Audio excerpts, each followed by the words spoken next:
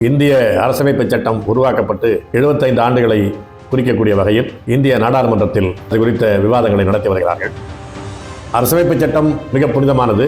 அது ஆகப்பெரிய சமத்துவ ஆவணம். அதை காங்கிரஸ் மீறியதா, பாஜக அரசு மீறியதா என்றுதான் லாவணி கச்சேரி விவாதமாக நாடாளுமன்றத்தில் நடந்து கொண்டிருக்கிறது. பிரித்தானியா இந்தியா சொன்ன சட்டத்தை பின்பற்றி தான் பெரும்பாலும் இந்த சட்டம் உருவாக்கப்பட்டிருக்கிறது. இது உண்மையான கூட்டாட்சி அல்ல. இது இந்திய ஒன்றிய அரசின் கீழ்ப்பட்ட ஒன்றாகத்தான் மாநிலங்களை வைத்திருக்கிறது. அந்தந்த தேசிய இனங்கள் ஒரு ஒப்பந்தத்தின் வழியாக இந்திய ஒன்றியத்தில் கூட்டரசில் இணைந்து தங்களுடைய இறையாண்மையில் ஒரு பகுதியை ஒன்றிய அரசு கொடுக்கலாம். இந்திய அரசின் கீழே அதிகாரம் மறுக்கப்பட்ட இறையாண்மை இழந்தவையாக எல்லா மாநிலங்களும் இருக்கின்றன என்பதற்குள்ளாக அவற்றுக்குள்ளும் மிக கொடுமையான காலனியாக தமிழ்நாடு நடத்தப்படுகிறது.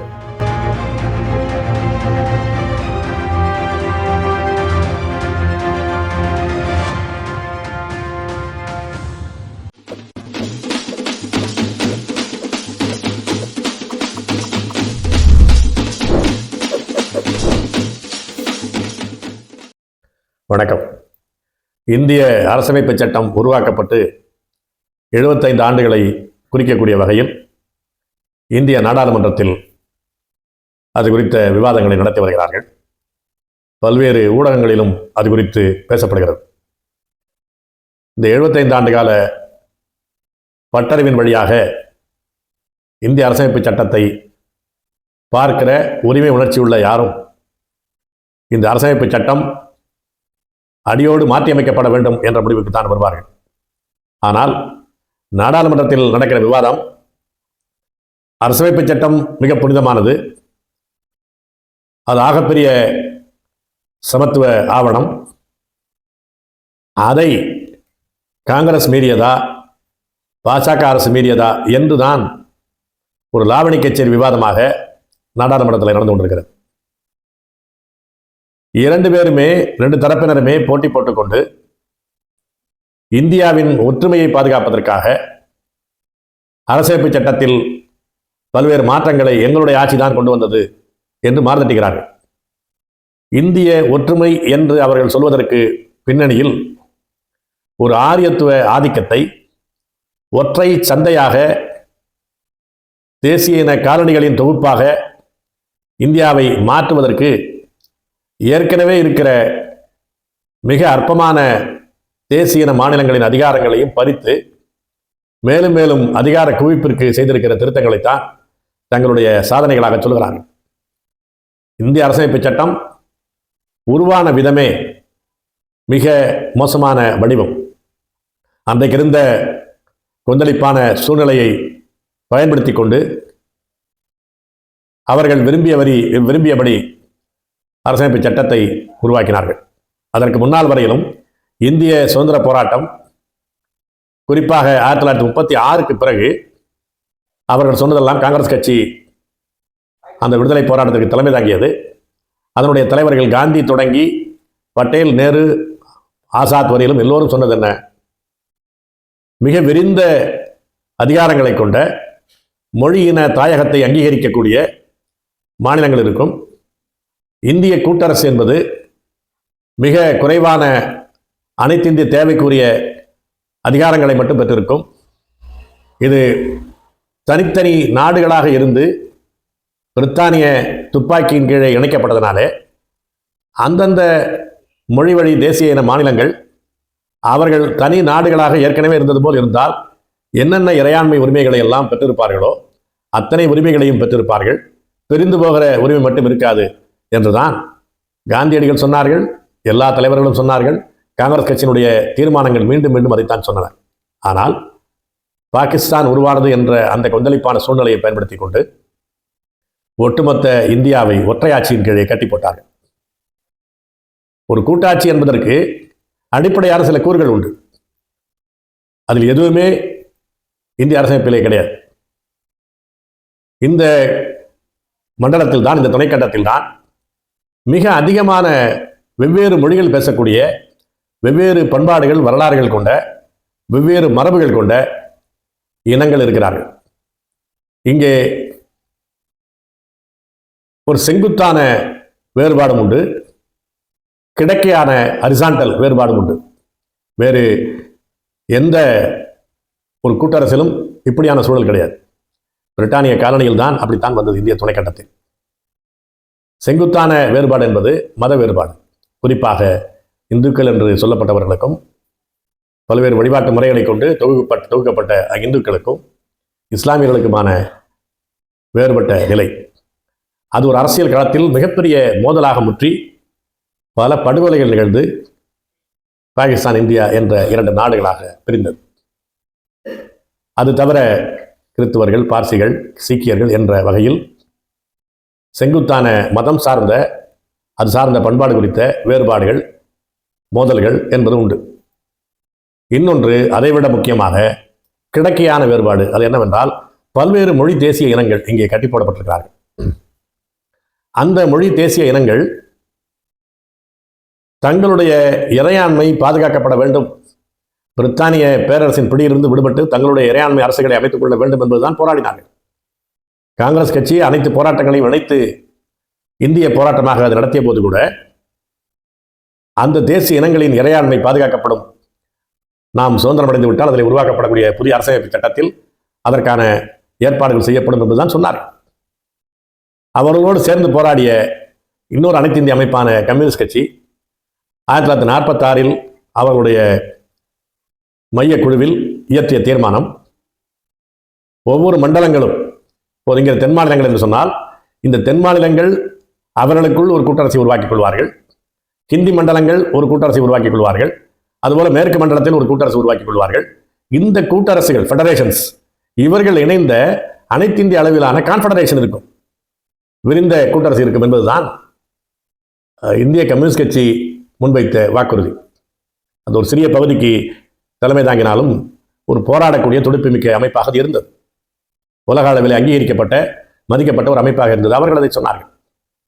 அது மட்டுமல்ல, தேசிய இனங்கள் அவர்களுடைய தாயகம் ஒன்றொன்றுக்கும் தனித்தனியான அரசமைப்பு சட்டம் இருக்கும், ஒட்டுமொத்த இந்திய துணைக்கண்டத்திற்கு உரிய அதிகாரங்களுக்கு உட்பட்ட இன்னொரு அரசமைப்பு சட்டம் இருக்கும் என்றெல்லாம் வாக்குறுதி கொடுத்தார்கள். எல்லாம் காற்றிலே பறந்தது. அதற்கு பிறகு 1946-49 அவர்கள் வெளியிட்ட இந்திய அரசமைப்பு சட்டம் 1950 ஜனவரி 26 செயலுக்கு வந்தது. குடியரசு நாள் என்பதை கொண்டாடுகிறார்கள். அந்த அரசமைப்பு சட்டத்தில் மிக அடிப்படையான தேசிய இனங்களுக்கான அடிப்படை உரிமைகளே மறுக்கப்பட்டன. ஒன்று, இந்த சட்டத்தினுடைய அரசமைப்பு சட்டத்தினுடைய முகப்புறையில் இந்தியா ஒரு தேசம் என்று சொல்கிறது. உள்ளே உறுப்புகளிலே சொல்வதற்கு தயங்குகிறார்கள், கூச்சப்படுகிறார்கள். ஏனென்றால் அப்படி சொன்னால் அறிவார்ந்த சமூகம் காரி துப்பும். எனவே அதை சொல்லாமல் முன்னுரை என்ற அடிப்படையில் தேசம் என்று சொல்லிக் கொள்கிறார்கள். இங்கே வாழ்கிற இந்த ஆட்சி பகுதியில் கட்டுண்டு கிடக்கிற பல்வேறு தேசிய இன மொழிகள் இருக்கின்றன. எந்த காலத்திலும் உலகத்தினுடைய மொழிகளின் மூத்த மொழிகளின் வரிசையில் வைக்கப்படுகிற தமிழ் ஆரியத்தோடும் சமஸ்கிருதத்தோடும் என்றைக்குமே உடன்பட்டோ அதற்கு உட்பட்டோ இருந்ததில்லை. இதனுடைய வரலாறு தனித்துவமானது. அந்த தனித்துவமான வரலாற்றை குறுக்கீடு செய்த ஆரியத்தோடும் சமஸ்கிருதத்தோடும் மோதி தான் அது தன்னுடைய தற்காத்துக் கொண்டு வந்து கொண்டிருக்கிறது. இது சார்ந்த மொழிகள் இருக்கின்றன. இந்தியா துணைக்கண்டத்திலே தென்பகுதிகளை மட்டுமல்ல, இந்திய துணைக்கண்டத்தினுடைய பல்வேறு பகுதிகளில் இன்றைக்கு இருக்கிற பாகிஸ்தான் உட்பட பல பகுதிகளில் தமிழ் சார்ந்த மொழிகள் பலவும் இருக்கின்றன. இந்த ஆரிய சமஸ்கிருதத்துக்கும் தமிழுக்குமான முரண்பாடு என்பது நீண்ட காலம் இருக்கிறது. அதுபோல பல்வேறு தேசிய மொழிகள் சமஸ்கிருத கலப்பாலை உருவானாலும் கூட தனித்தன்மையோடு, பல வரலாற்று தன்மையோடு, இலக்கிய வளத்தோடு பல்வேறு மொழிகள் இருக்கின்றன. இந்த மொழிவழி தேசிய இனங்கள் அவர்களுக்கான வரலாற்று தாயகங்கள் இருக்கின்றன. இவை எல்லாவற்றையுமே இந்த இந்திய அரசமைப்பு சட்டத்தில் இணைக்கிற போது முதல் நிபந்தனை, அவர்களுடைய மொழியும் தேசிய மொழியும் அவர்களுடைய தேசிய தாயகமும் பாதுகாக்கப்பட்டிருக்க வேண்டும். அது புறக்கணிக்கப்பட்டது.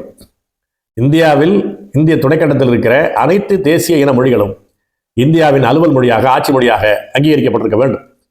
ஆனால் சமஸ்கிருத மயமாக்கப்பட்ட இந்திதான் இந்தியாவின் ஆட்சி மொழி என்று அறிவித்தார்கள். அடுத்தது, அரசமைப்பு சட்டத்தினுடைய உறுப்பு 3 ஒரு வகையில் தாயகங்களை அங்கீகரிக்கிறது. தொடக்கத்திலே அது அப்படி இல்லை. வெறும் ஏபிசி என்ற மாநிலங்களாகத்தான் இருந்தார்கள், மாகாணங்கள் என்ற பெயரால். பல்வேறு மொழி பேசக்கூடிய மக்களை எல்லாம் கட்டி போட்டு தனித்தனி மாகாணங்கள். இப்போ சென்னை மாகாணம் என்று சொன்னால் தமிழினம் இருந்தது, தெலுங்கர்கள் இருந்தார்கள், மலையாளிகள் இருந்தார்கள், கன்னடத்தினுடைய ஒரு பகுதி இருந்தார்கள். எல்லாவற்றையும், ஒரியாவில் கூட ஒரு சிறு பகுதி இருந்தது. எல்லாவற்றையும் கட்டி போட்டு சென்னை மண்டலம் என்று வைத்திருந்தார்கள், சென்னை மாகாணம். இதுவே சுதந்திர போராட்ட காலத்திலிருந்து மொழி அடிப்படையிலான தேசிய மாநிலங்கள் வேண்டும் என்ற கோரிக்கையை காங்கிரஸை எழுப்பியது. அதற்கு முன்னோடியாக தன்னுடைய காங்கிரஸ் கமிட்டிகளை மொழிவழி தேசிய கமிட்டிகளாக பிரித்து அமைத்தது. தமிழ்நாடு காங்கிரஸ் கமிட்டி என்பது 1921 உண்டாகிவிட்டது. அப்படி ஒவ்வொரு மொழி பேசுகிற மாநிலங்களுக்கும் தனித்தனியான காங்கிரஸ் கமிட்டிகள் உருவாக்கி விட்டார்கள். மாகாண அரசு என்று பிரிட்டனுடைய கீழே பல மொழி பேசக்கூடிய மக்கள் கட்டுண்டு கிடந்தாலும் கூட காங்கிரஸ் கட்சி தன்னுடைய வாக்குறுதிக்கு முன்னோடியாக காங்கிரஸ் கமிட்டிகளை மாற்றி அமைத்தார்கள். அந்தந்த மொழிகளிலே பத்திரிகைகளை உருவாக்கினார்கள், அந்தந்த மொழியிலே கூட்டங்களை நடத்துவதை உறுதிப்படுத்தினார்கள். அப்படியான ஒன்றையாகத்தான் காங்கிரஸ் கட்சி வாக்குறுதி அளித்து முன்னேறியது. அதனால்தான் மக்கள் இணைந்தார்கள், சுதந்திர போராட்டம் வெற்றிகரமாக முடிந்தது. ஆனால் இந்த தாயகங்கள், மொழி அடிப்படையிலான தாயகங்கள் வேண்டும் என்ற போராட்டம் 1956 மொழி வழி தேசிய மாநிலங்கள் என்ற பிரிப்பதற்கு இட்டுச் சென்றது. மாநிலங்கள் சீரமைப்பு சட்டம் என்பது உருவாகி 1956 நவம்பர் 1 பல்வேறு மொழி பேசக்கூடிய மாநிலங்கள் தங்களுடைய தாயகத்தை மாநிலம் என்ற வகையில் உருவாக்கி கொண்டார்கள். அதற்கு முன்னாலேயே மாகாணம் என்று அரசமைப்பு சட்டம் உருவாகிற போது இருந்தது. இந்த மாநிலங்களை, மாகாணங்களை உருவாக்குவது, அந்த மாகாணத்தின் பகுதிகளை வெட்டுவது, சேர்ப்பது, ஒரு மாகாணமே இல்லாமல் செய்வது என்ற அனைத்து அதிகாரங்களும் இந்திய அரசுக்கு, ஒன்றிய அரசு என்று இருக்கிற தில்லி ஏகாதிபத்திய அரசுக்கு வழங்கப்பட்டதுதான் அரசமைப்பு சட்டத்தினுடைய உறுப்பு 3. இப்போ மொழி என்பது அந்தந்த தேசிய மொழிகள் ஆட்சி மொழியாக அங்கீகரிக்கப்படவில்லை. இந்தி மட்டுமே இந்தியாவின் ஆட்சி மொழி, துணை ஆட்சி மொழியாக ஆங்கிலம் இருக்கும் என்றார்கள், இணை ஆட்சி மொழியாக ஆங்கிலம் இருக்கும் என்றார்கள். அவ்வளவுதான். அதுவும் ஒரு இடைக்காலத்திற்கு. அனைத்து தேசிய மொழிகளும் ஆட்சி மொழியாக அங்கீகரிக்கப்படவில்லை. அந்த தேசிய தாயகங்களை நினைத்தால் ஆட்சி பகுதியிலிருந்து விரட்டி விடலாம், வேற ஒன்றோடு சேர்த்து விடலாம், அதனுடைய ஒன்றுமே இல்லாமல் ஆக்கி விடலாம். அப்படியான அதிகாரம் அரசமைப்பு சட்டத்தின் 3 வழியாக கொடுக்கப்பட்டது, உறுப்பு 3 வழியாக கொடுக்கப்பட்டது. அதனுடைய ஆட்சி அதிகாரம், ஒரு மாநிலம் என்று உருவாக்கப்பட்ட அதனுடைய ஆட்சி அதிகாரம் என்பது அதனுடைய எல்லைக்குட்பட்ட சுதந்திரத்திலே கூட இல்லை. எல்லா அதிகாரங்களும் இந்திய ஒன்றிய அரசுக்கு என்பது குவிக்கப்பட்டது. மாகாணங்களுக்கு, மாநிலங்களுக்கான அதிகாரங்கள் மிக மிக குறுக்கப்பட்டது. அப்படி குறுக்கப்பட்ட மாநிலத்தினுடைய அதிகாரத்திலே கூட இந்திய வல்லாதிக்கத்தின் மேலாதிக்கம் நிறுவப்படுவது, உறுதிப்படுவது போல ஆளுநர் என்ற முறை கொண்டு வந்தது. இது 1935 கவர்மெண்ட் ஆஃப் இந்தியா ஆக்ட் என்று இருக்கக்கூடிய இந்திய சட்டத்திலே இருந்தது. அதனால்தான் காந்தியடிகள் அந்த சட்டத்தின் கீழே காங்கிரஸ் கட்சி தேர்தலில் பங்கெடுக்க கூடாது, மாகாண அரசுகளில் இந்தியர்களே ஓட்டு போட்டு ஆட்சி அமைத்துக் கொள்ளலாம் என்ற வரம்புக்குட்பட்ட வாய்ப்பை பிரித்தானிய ஏகாதிபத்தியம் வழங்கிய போது கூட, காங்கிரஸ் கட்சியிலே பல தலைவர்கள் அப்படி தேர்தலில் நிற்கலாம் என்று விரும்பிய போது கூட காந்தியடிகள் அதை மறுத்தார். காரணம் என்னவென்றால், இந்த ஆளுநர் என்ற பதவி இருக்கிற வரையிலும் இந்திய வல்லாதிக்கத்தினுடைய எல்லா அதிகாரங்களும் உள்ள ஒருவராக அவர் இருக்கிற போது, சட்டமன்றத்திற்கு, தேர்ந்தெடுக்கப்படுகிற சட்டமன்றத்திற்கு, அதனுடைய அமைச்சரவைக்கு ஒரு பொம்மையான அதிகாரம் தான் உண்டே தவிர உண்மை அதிகாரம் என்பது ஆளுநரிடம் இருக்கும். அது இரட்டை ஆட்சி முறை. பேருக்கு தோற்றத்திலே நம்முடைய ஜனநாயகம் இருப்பது போல தெரியும். உண்மையான அதிகாரம் என்பது ஆளுநர் வழியாக இந்திய அரசின் கையில் இருக்கும். இது ஒரு சுதந்திரத்தின் குறியீடு அல்ல. இந்த இரட்டை ஆட்சி முறை இருப்பதனாலே அந்த தேர்தலிலே பங்கெடுக்க கூடாது, இது ஜனநாயகம் அல்ல என்று காந்தியடிகள் தெளிவாக சொன்னார்கள். ஆனாலும் இவர்கள் விரும்பியதை வேறு வழி இல்லாமல் ஏற்றுக்கொண்டு நிபந்தனைக்கு உட்பட்டு அவர் அனுமதித்தார். அப்படித்தான் 1937 சட்டமன்ற தேர்தலிலே பல்வேறு மாகாணங்களில் காங்கிரஸ் கட்சி போட்டியிட்டு வெற்றி பெற்றது, சென்னை மாகாணம் உட்பட. அப்படியானால் அந்த மாகாணத்திற்கான அதிகாரம் எதுவுமே இல்லாத ஒன்றாக இந்திய அரசமைப்பு சட்டம் அப்படியே பிரித்தானிய 35 சட்டத்தை அப்படியே காப்பி பேஸ்ட் தான். இதை வரைவு குழுவின் தலைவராக இருந்த அம்பேத்கரே சொல்லுகிறார், மிக வெளிப்படையாக சொல்லுகிறார். அதனுடைய நிறைவு உரையிலே, அந்த அரசமைப்பு சட்டம் நிறைவேற்றிய நிறைவு உரையிலே அதை சொல்லுகிறார். அதில் நடந்த விவாதங்கள், அதில் எழுப்பப்பட்ட புகார்கள், எதிர்கருத்துகள் எல்லாவற்றுக்குமான பதிலளிக்கக்கூடிய முறையில் ஒரு சுருக்கமான உரை அவர் நிகழ்த்துகிறார். அதில் அவர் சொல்லுகிறார், ஆமாம், 1935 அரசமைப்பு சட்டத்தை பிரித்தானிய இந்தியா சொன்ன சட்டத்தை பின்பற்றி தான் பெரும்பாலும் இந்த சட்டம் உருவாக்கப்பட்டிருக்கிறது. இது உண்மையான கூட்டாட்சி அல்ல, இது இந்திய ஒன்றிய அரசின் கீழ்ப்பட்ட ஒன்றாகத்தான் மாநிலங்களை வைத்திருக்கிறது, லோயர் பாலிட்டி என்பதை மிக வெளிப்படையாக சொன்னார். அதே போல ஒரு கூட்டாட்சி என்று சொன்னால், உண்மையான கூட்டாட்சியில் இருக்க வேண்டிய அடுத்த செய்தி என்ன? மொழி, தாயகம் என்ற உரிமைக்கு அடுத்தது குடியுரிமை, சிட்டிசன்ஷிப். குடியுரிமை என்பது உண்மையான கூட்டாட்சியில் 2 பேரும் கொடுக்கக்கூடியதாக இருக்க வேண்டும். அந்தந்த மாகாணங்கள் தங்களுக்கான குடியுரிமையை கொடுக்கணும். அந்த குடியுரிமை ஒன்றியத்தில், அந்த கூட்டரசில் இணைந்திருக்கிற மாகாண அரசு கொடுத்திருப்பதனாலேயே அதன் வழியாக ஒட்டுமொத்த நாட்டினுடைய குடிமகளாக அவர்களுக்கான அங்கீகாரம் வருகிறது. அப்படிதான் கூட்டரசு இருக்க முடியும். ஒரு உண்மையான கூட்டரசில் குடியுரிமை அதிகாரம் என்பது மாகாணத்திற்கும் இருக்க வேண்டும், கூட்டரசுக்கும் இருக்க வேண்டும். அப்படி மாநிலத்திற்கு குடியுரிமை கிடையாது, குடியுரிமை வழங்குகிற அதிகாரமே கிடையாது. இங்கே ரேஷன் அட்டை கொடுக்கலாமே தவிர ஆதார் அட்டை கூட இங்கே கொடுக்கலாம், அது கூட இந்திய அரசனுடைய வேலை, பின்னாலே வந்தது. இதெல்லாம் அடையாள அட்டைகளை தவிர குடியுரிமை அட்டை கிடையாது. இந்த குடியுரிமை என்பது இந்திய அரசுக்கு தான் அதிகாரம் இருக்கிறது. குடியுரிமை கொடுக்கிற அதிகாரம் மாகாண அரசுக்கு கிடையாது. அப்படி குடியுரிமை என்பது அந்த மாகாணத்திற்கு இல்லை என்று சொன்னால், இந்த மாநிலத்திற்கு இல்லை என்று சொன்னால், அது தங்களுடைய அடிப்படையான மக்களின் ஜனநாயகத்தினுடைய அடிப்படை என்ன, குடிமக்களின் இறையாண்மையிலிருந்து அது பிறக்கிறது. அவர்கள் குடிமக்களே அல்ல, அந்த மாநிலத்தினுடைய உரிமை பெற்ற குடிமக்களே அல்ல, அவர்கள் இந்திய அரசின் குடிமக்கள் என்று ஆகிற போது அந்த இன வழி மாநிலங்களுக்கு இறையாண்மை என்பதற்கான அடிப்படையை தகர்க்கப்படுகிறது. அடுத்து என்ன செய்தார்கள்? அதிகார பட்டியல் போட்டார்கள். ஒன்றிய அரசுக்கு என்ன அதிகாரம், மாநில அரசுகளுக்கு என்ன அதிகாரம், அதன் பிறகு ரெண்டுக்கும் விளக்கம் போது இணக்க பட்டியல் கன்கரண்ட் லிஸ்ட் என்பது என்ன என்று 3 வகையான அதிகார பட்டியலை உருவாக்கினார்கள். அதில் மிக பெரும்பாலான அதிகாரங்கள் இந்திய அரசின் கையில் கொடுக்கப்பட்டது, ஒன்றிய அரசின் கையில் கொடுக்கப்பட்டது. மாநில அரசுகளுக்கான அதிகாரங்கள் மிக சொற்பமாக வைக்கப்பட்டன. அந்த மாநில அரசாங்கத்தினுடைய மிக அற்பமான அதிகாரத்திலே கூட ஒன்று ஆளுநர் வழியாக தலையிடுவார். நடைமுறையில் ஒரு மாநில அரசு என்பது அந்த மக்களால் தேர்ந்தெடுக்கப்பட்ட உரிமை உள்ள அரசு கிடையாது. அது ஆளுநருக்கு ஆலோசனை சொல்லக்கூடிய, ஆளுநருடைய இறுதி அதிகாரத்திற்கு கட்டுப்பட்ட அமைச்சரவையால் வழிநடத்தப்படும், அவ்வளவுதான். அது வைத்திருக்கிறார்கள். இன்னொரு பக்கம் இதிலும் குறுக்கிடுவதற்கு ஏற்றார் போல இந்திய நாடாளுமன்றத்தின் மாநிலங்களவையில் 3/2 பங்கு வந்திருந்து வாக்களிப்பவர்களே 3/2 பங்கு உறுப்பினர்கள் முடிவு செய்தால் ஒரு மாநிலம் தொடர்பான மாநில அதிகாரத்தில் இருக்கிற செய்தி தொடர்பான சட்டத்தை கூட இந்திய நாடாளுமன்றம் இயற்ற முடியும். 248 அதுதான் சொல்லுகிறது. 248, 249, 250 அந்த பிரிவுகள் தான் அதெல்லாம் சொல்லுகிறன. அப்படியானால் ஒரு பெயருக்கு மிக குறைவான அதிகாரம் கொண்டதாக மாநிலங்கள் இருக்கின்றன. அந்த மாநில அதிகாரத்திலே கூட நாடாளுமன்றத்திலே அது மாநிலங்கள் முடிவு செய்வது என்பது 252 வருகிறது.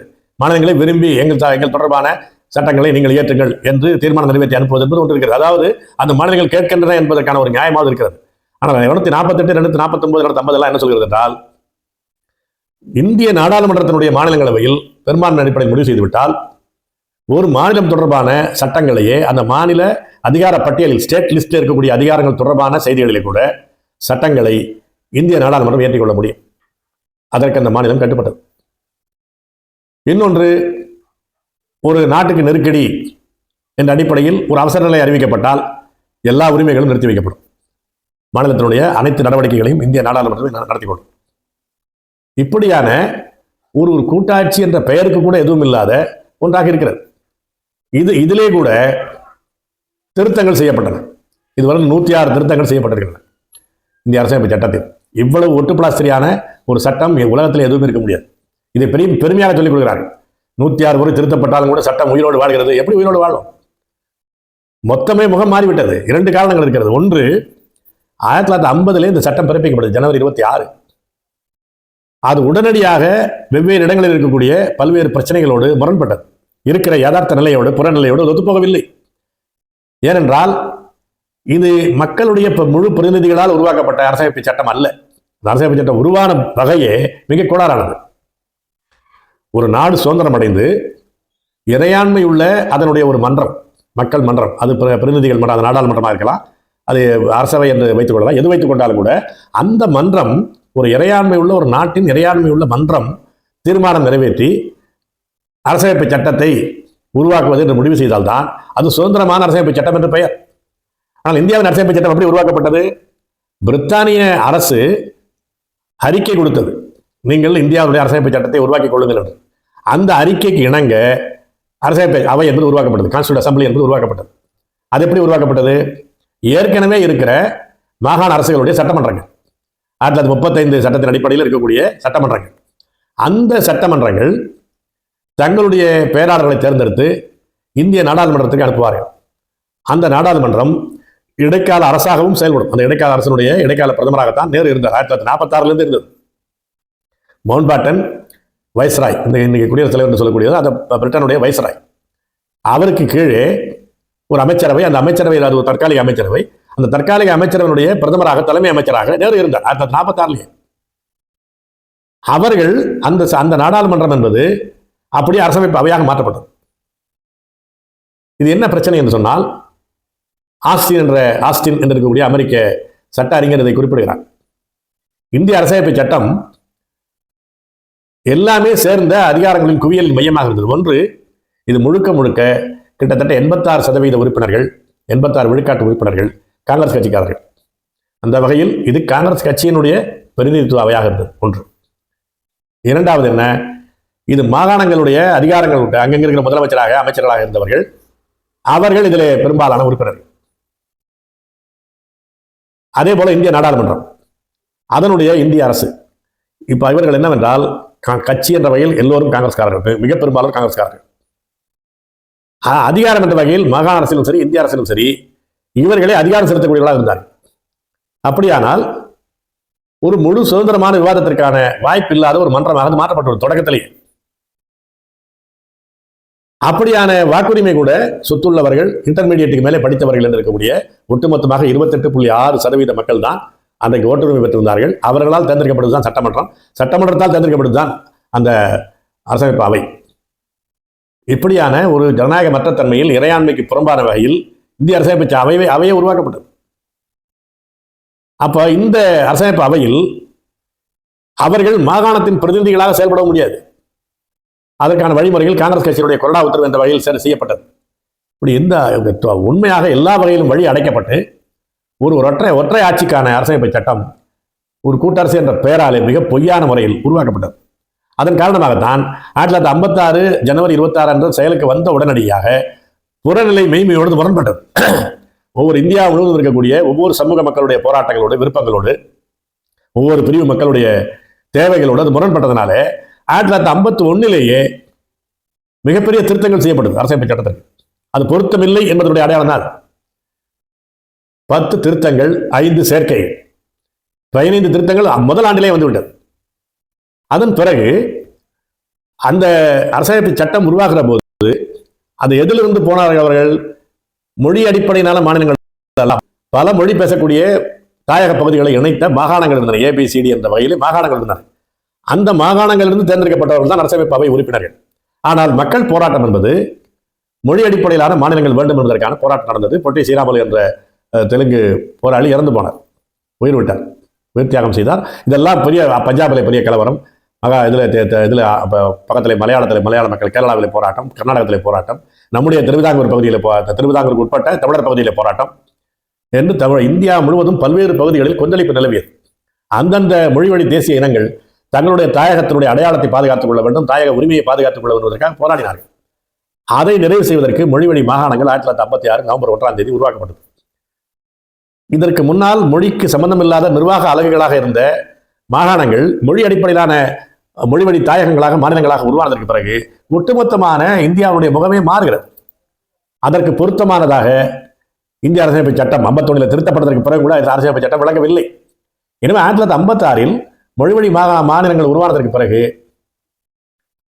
56 நவம்பரில் மிகப்பெரிய திருத்தங்கள் செய்யப்படுகிறது. கிட்டத்தட்ட 20 திருத்தங்கள், 10 புதிய சட்ட பிரிவுகள் சேர்க்கப்பட்டு மொத்தமாகவே மாற்றப்படுகிறது. இந்திய அரசமைப்பு சட்டம் 1956 மொத்தமாகவே மாற்றப்படுகிறது. அப்படி மாற்றப்படுகிற நிலைமை வருகிற போது அதுவும் ஒரு ஒட்டுப்பிராசிரி வேலையாகத்தான் நடந்தது.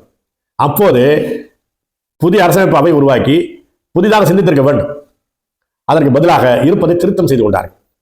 அந்த திருத்தம் என்பது மிகப்பெரிய அளவுக்கான மாற்றம். பிறகு 1975 இப்போது GST வந்ததற்கு பிறகு இப்படி ஒவ்வொரு கட்டத்திலும் மிகப்பெரிய அளவுக்கான திருத்தங்கள் செய்யப்பட்டு 106 தடவை திருத்தங்கள், மாற்றங்கள், சேர்க்கைகள் செய்யப்பட்டதுதான் இந்திய அரசமைப்பு சட்டம். இந்த சட்ட திருத்தங்களில் மிக பெரும்பாலானவை மேலும் மேலும் இந்திய அரசனுடைய அதிகாரத்தை குவித்துக் கொள்வது, இந்திய அரசிடம் அதிகாரத்தை மேலும் மேலும் குவித்துக் கொள்ளக்கூடிய திருத்தங்கள் தான் அதிகம். மொழிவழி மாநிலங்கள், மொழிவழி தேசிய இன தாயகங்களுடைய உரிமைகளை பறிக்கிற திருத்தங்கள் தான் அதிகம். அப்படியான முறையில் மேலும் மேலும் ஒற்றையாட்சியாக மாற்றப்பட்டிருக்கிறது. ஆனால் கள நிலைமைகள், மக்கள் நிலைமை என்பது இதற்கு நேர் எதிரானதாக இருக்கிறது. இந்தியா முழுவதும் பல்வேறு தேசிய இனங்கள் போராடி கொண்டிருக்கிறார்கள். ஆயுதம் தாங்கிய போராட்டம், மக்கள் திரள் போராட்டம் நடத்தி கொண்டிருக்கிறார்கள். அதை துப்பாக்கி முனையில் தான் இந்தியா சந்தித்துக் கொண்டிருக்கிறதே தவிர ஜனநாயக வழிபட்டு சந்திக்கப்பட முடியவில்லை. ஏனென்றால் அவருடைய விருப்பங்கள் என்பது இந்திய அரசமைப்பு சட்டத்தோடு முரண்படுகிறது. எந்த உரிமையை கேட்கிறவர்களும் முதலில் கேட்பது என்ன? ஒவ்வொரு தேசிய இனம் என்பது, போராடுகிற தேசிய இனங்கள் எல்லாம் எங்களுக்கென்று முழு உரிமை உள்ள, இறையாண்மை உள்ள அரசமைப்பு சட்டத்தை எங்களுக்கு நாங்களே ஏற்றுக்கொள்ள வேண்டும். அந்த உரிமையோடு இந்திய ஒன்றியத்தோடு நாங்கள் இணைந்திருப்பதற்கு தயாராக இருக்கிறோம் என்பதைத்தான் எல்லா தேசிய இனங்களும் சொல்கிறார்கள். போராடுகிற தேசிய இனங்கள் எல்லாம் அதை சொல்ல முடியாத தேர்தல் வளையத்துக்குள்ளே இருக்கக்கூடிய நிலையில் இருக்கக்கூடியவர்கள் கூட மாநில கட்சிகளின் உருவாக்கம் என்ற வகையில் வெளிப்படுத்தி வருகிறார்கள். ஆனால் தான் அனைத்து இந்திய கட்சிகள் என்பது சுருங்கிக் கொண்டு மாநில கட்சிகள் என்பது பெருத்துக் கொண்டு வருகிறது. எண்ணிக்கைகளும் சரி, மக்கள் திரள் வலுவிலும் சரி அதிகரித்து வருகிறது. இதெல்லாம் எதை காட்டுகிறது என்று சொன்னால், இந்திய அரசமைப்பு என்பது, இந்த ஒற்றை இந்தியா என்பது உள்ள கள நிலைமைக்கு, இருக்கிற மக்களுடைய வாழ் நிலைமைக்கு பொருத்தமாக இல்லை. இது தேசிய இன தாயகங்களின் கூட்டரசாக உருவாக்கப்படவில்லை. இதைத்தான் தமிழ் தேசிய பேரியக்கம் 1990 சொல்லி வருகிறது. 1990 தமிழ் தேசிய தன்னுரிமை மாநாட்டிலே இதை சொன்னோம். முதல் தீர்மானமே இந்தியாவை இறையாண்மை உள்ள தேசிய இனங்களின் கூட்டரசாக மாற்றி அமையுங்கள். இறையாண்மை பகிர்வு என்ற வகையில் அந்தந்த தேசிய இனங்கள் ஒரு ஒப்பந்தத்தின் வழியாக இந்திய ஒன்றியத்தில் கூட்டரசில் இணைந்து தங்களுடைய இறையாண்மையில் ஒரு பகுதியை ஒன்றிய அரசு கொடுக்கலாம். அப்படியான புதிய ஒப்பந்தம் தேவைப்படுகிறது. அந்த ஒப்பந்தத்தின் அடிப்படையிலான அரசமைப்பு புதிய அவை உருவாக்கப்பட வேண்டிய தேவை இருக்கிறது. எல்லா தேசிய இனங்களுக்கும் சம உரிமையை அங்கீகரிக்கக்கூடிய, தேசிய இனங்களின் இறையாண்மை உரிமையை ஏற்றுக்கொள்ளக்கூடிய ஒரு ஒப்பந்தமாக புதிய அரசமைப்பு அவை உருவாக்கப்பட வேண்டும், புதிய அரசமைப்பு சட்டம் உருவாக்கப்பட வேண்டும். ஆனால் நடக்கிற விவாதங்கள் எல்லாம் இருக்கிற அரசமைப்பு சட்டத்தை புனிதமானது, அதை இவர் கெடுத்தார் அவர் கெடுத்தார் என்ற வாதம் தான் நடக்கிறது தவிர, அரசமைப்பு சட்டம் என்பதற்குள்ளேயே இந்த இறையாண்மை மறுப்புக்கான அடிப்படை இருக்கிறது, மக்கள் உரிமை பறிப்புக்கான அடிப்படை இருக்கிறது, ஜனநாயக மத்த தன்மைக்கான அடிப்படை இருக்கிறது என்பதை நாம் புரிந்து கொள்ள வேண்டும். ஜனநாயகம் என்று காட்டுவதற்காக வைத்திருப்பது என்ன அடிப்படையானது? தேர்தல். இந்த தேர்தலை நடத்தக்கூடிய தேர்தல் ஆணையமே எப்படி மாறி இருக்கிறது? மோடி அரசு வைத்திருக்கிற திருத்த சட்டம் என்ன? 2023 செய்த சட்டம் திருத்தம், அரசமைப்பு சட்டத்தில் திருத்தம் செய்து, இதற்கு முன்னால் என்ன, தேர்தல் ஆணையம் என்பதை சுதந்திரமானதாகவும் தற்சார்பானதாகவும் இருப்பதற்கு ஏற்றார் போல அது தேர்ந்தெடுக்கிற முறையே இருக்கும். தலைமை தேர்தல் ஆணையர் தான் அதிகாரம் பெற்றவர். அவருக்கு துணையாக 2 தேர்தல் ஆணையர்கள் இருப்பார்கள்.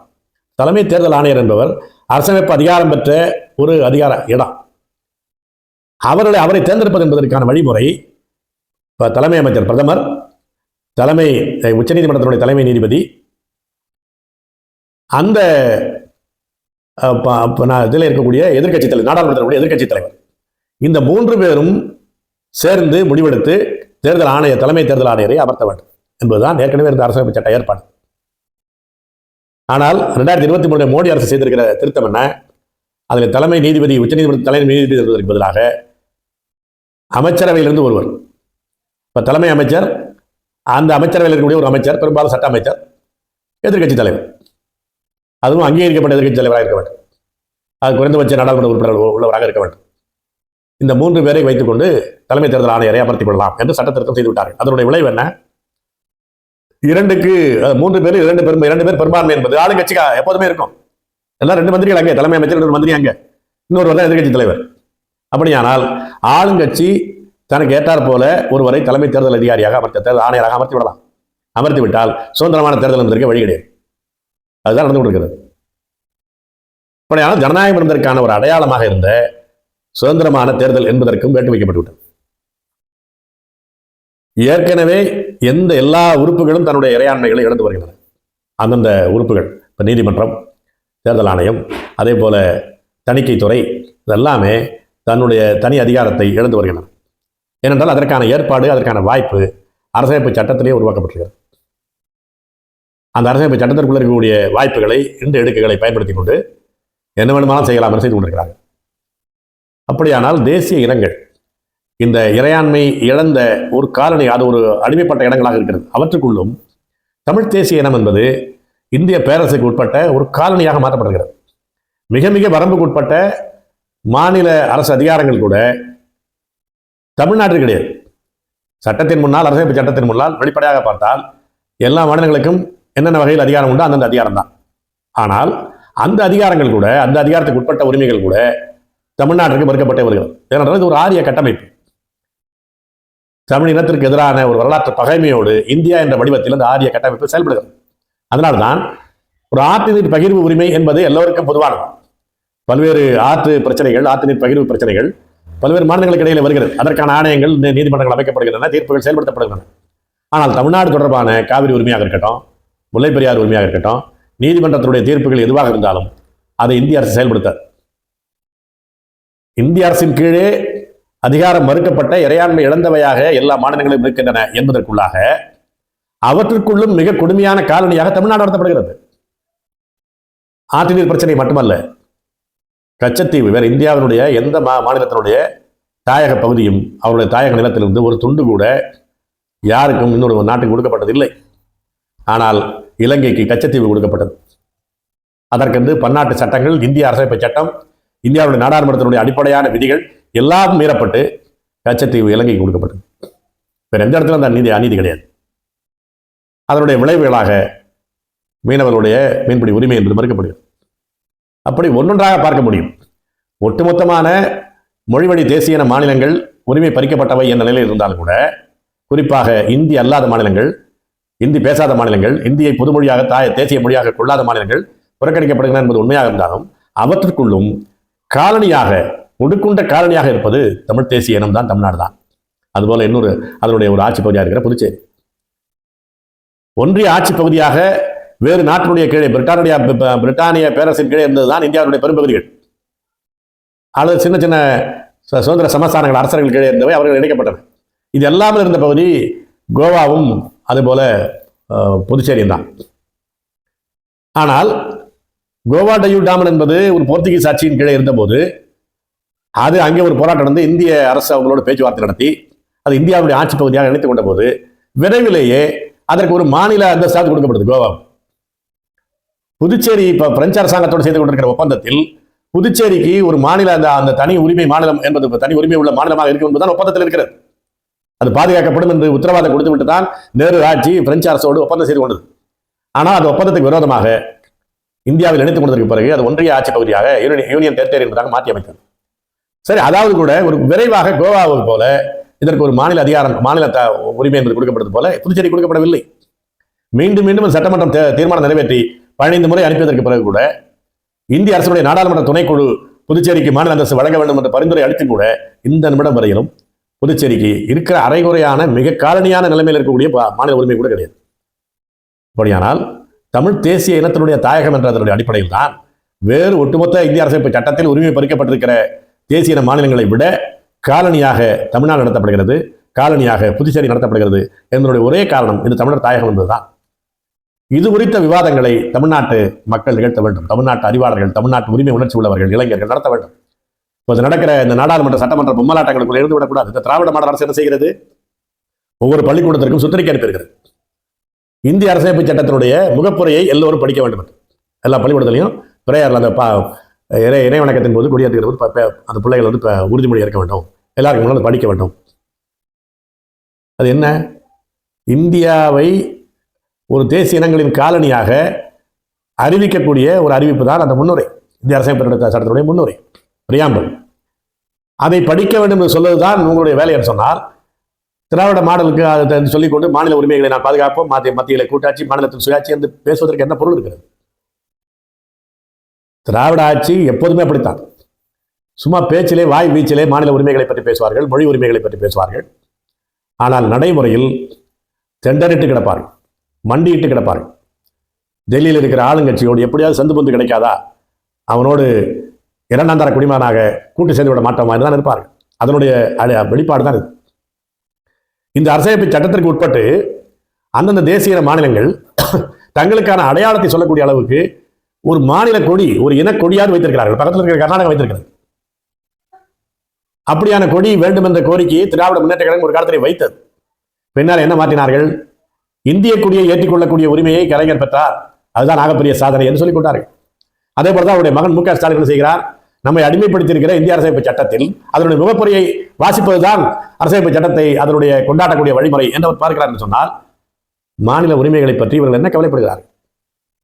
தேசிய உரிமைகளை பற்றி, தேசிய மொழியை பற்றி, தேசிய தாயகத்தை பற்றி என்ன அக்கறை இருக்கிறது இவர்களுக்கு? ஜிஎஸ்டி போய்விடுது ஒரு பக்கம் பேசிக்கொண்டு அதிலே என்ன எனக்கு வேண்டும் தான் பேசிக் கொண்டிருக்கிறாங்க. அவ்வளவுதானே.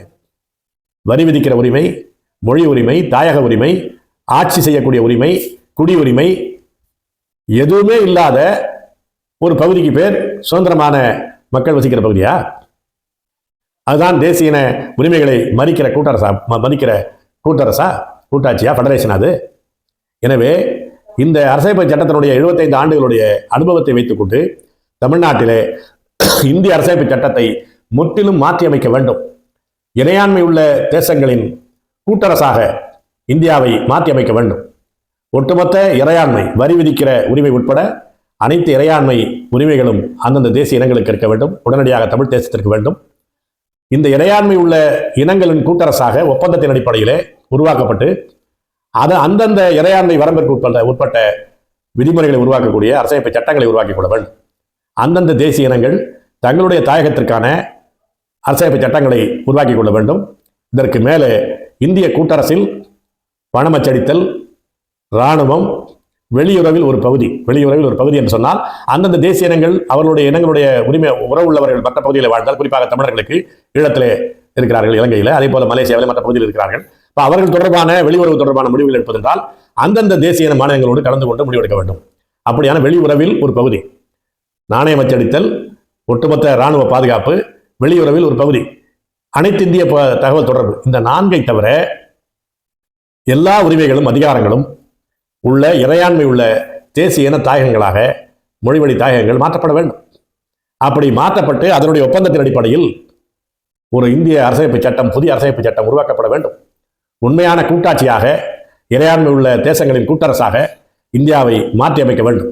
அது பற்றிய குரல் எழுப்பக்கூடிய வாய்ப்பாக இந்திய அரசியலமைப்பு சட்டம் பற்றிய விவாதங்களை பயன்படுத்திக் கொள்ள வேண்டும். தமிழ் தேசிய பேரியக்கம் தன்னாலி என்ற வகையிலே அதை முன்னெடுக்கும். தமிழ்நாட்டினுடைய அறிவாளர்கள், உரிமை உணர்ச்சி உள்ளவர்கள் இந்த திசையிலே சிந்திக்க வேண்டும் என்ற வேண்டுகோளை விடுக்கிறேன். நன்றி, வணக்கம். இவ்வாறான பல செய்திகளை, பல சிக்கல்களுக்கு விடை கிடைக்கக்கூடிய செய்திகளை தமிழர் நோட்டம் வலையொலியில் வெளிப்படுத்தி வருகிறோம். இது தற்சார்பாக செயல்படுவதற்கு நிதி தேவைப்படுகிறது. இந்த நிதியை நம்முடைய மக்களாகிய நீங்கள் தான், இளையோரும் பெரியோரும் நண்பர்களும் தோழர்களும் சான்றோரும், நீங்கள் உங்களால் இயன்ற அளவு என்ன இயலுமோ அந்த நிதியை வழங்குமாறு அன்போடும் உரிமையோடும் கேட்டுக்கொள்கிறேன். உங்களுக்கு நன்றி உணர்வோடும் பொறுப்புணர்வோடும் தமிழர் கண்ணோட்டம் செயல்படும் என்பதை உறுதி தெரிவித்துக் கொள்கிறேன். நன்றி, வணக்கம்.